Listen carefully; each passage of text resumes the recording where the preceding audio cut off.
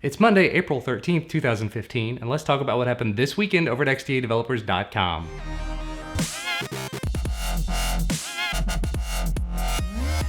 First up, if you've been holding out on picking up the Moto 360 due to the slightly high price, I do encourage you to check it out again. As of this weekend, the versions with the leather band are now $180, and the versions with the metal band are $220 on both Amazon and Best Buy. Almost makes me a little bit leery about it as to whether there might be a new version coming out in the very near future, but either way, links down in the description. Also, Alcatel has announced that their new device, the OneTouch Idol 3, the phone that you can hold upside down and make phone calls from, it's going to be available for pre-order starting on April 21st for $250 if that's a device that you've been waiting for. Speaking of devices you've been waiting for though, if you work in a carrier retail store, you might want to check with your employer to see if they participate in the HTC Champions program. From a post by Patrick Hill over on Google+, in that program you can actually get the M9 for $299 off contract, and then trade up when the next one comes out for free. Definitely not a bad deal if you or someone that you know works in one of the carrier stores, so something like AT&T or Verizon or T-Mobile, anything like that. Or realistically, if you work for any of the stores that sell the cell phones, you might just want to check with your employer just to see. If you sell carrier plans, check with your company to see if they participate in the HTC Champions program. Speaking of the M9 though, a post went up over on Fandroid showing off some before and after photos taken with the M9 with regard to the latest update. Definitely a pretty major improvement, but at least in my opinion, even the photos from the updated software don't look really all that amazing, unfortunately. Either way though, if you're already an M9 owner, make sure you get the latest software update to help that camera out a little bit. There was some additional good news this weekend. Samsung has gone ahead and released the kernel source for both the S6 and the S6 Edge, so if you're looking for some good development fun on that, head on over to their open source release center for more links. Also, Carl Pei from OnePlus mentioned on Twitter this weekend that CM12S has passed its certification at this point,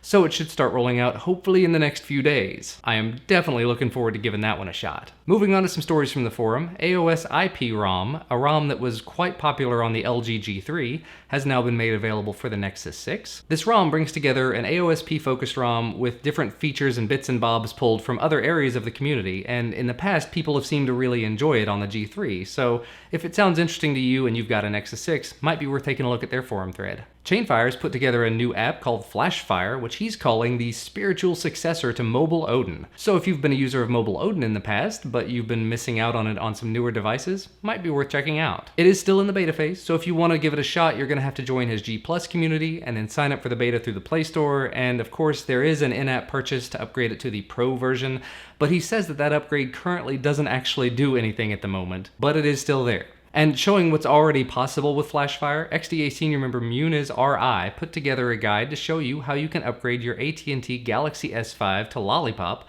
but still keep it rooted, and not set off Knox at the same time. Definitely might be a handy guide for some of you guys out there. And anyway, to wrap things up, a few things from the portal. Mario put out a couple of articles talking about the Apple Watch, one of them comparing the design of it to what we currently see with Android Wear, and one article talking about his experience with the Apple Watch in the Apple Store. And finally, a Sunday debate went up asking you which one you prefer, the Galaxy S6 or the HTC One M9. If that's a discussion that interests you, definitely head on over to the portal, links down below. But you know what? That's going to be about all from me for today. Short weekend. Thank you guys so much for your concern and your comments in the last video. I'm definitely feeling a lot better after a lot of rest this weekend. As usual though, you can find the links to everything that I talked about down in the video description, as well as the links to my YouTube channels if you're interested. Remember, if you like this video, please leave us a like down below the video. We definitely appreciate it, and subscribe to receive all of our content as soon as it becomes available. Thanks again for watching, and I will see you next time.